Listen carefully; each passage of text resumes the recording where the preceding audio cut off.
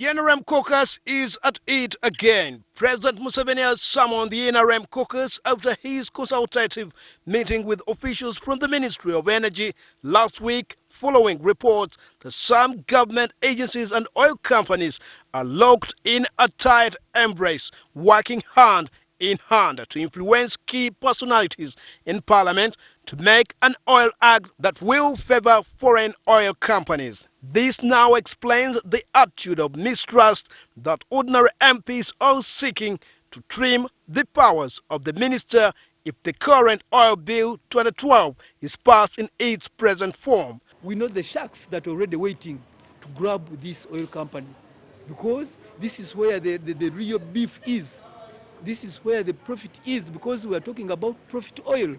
And it is this company that shall be in charge of our oil and participating interests. And it's better that we don't lose this opportunity in time. We are at the crossroads.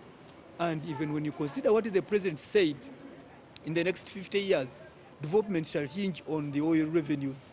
The minister should be responsible, of course, of the appointments of the board of directors.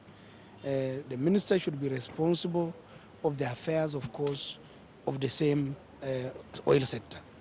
But what we only need to be careful is that we need an authority which will oversee the decisions of the authority.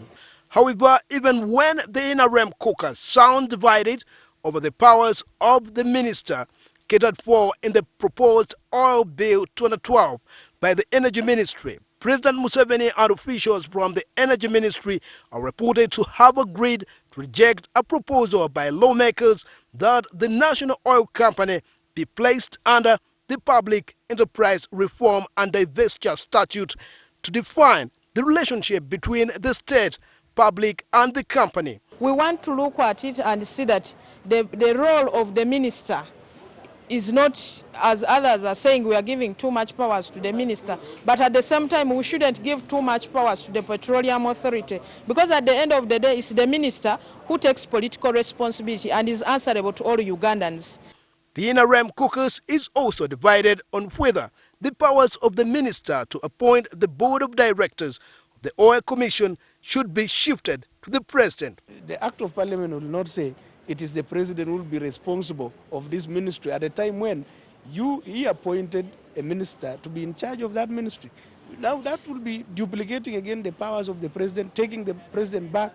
You will again, maybe in the near future, say maybe the president again should appoint the chairman, LSC one is down there. Already several NGOs are conducting workshops for legislators whose outcome could influence the debate on the floor of Parliament. Sibasi, State Vision, Parliament.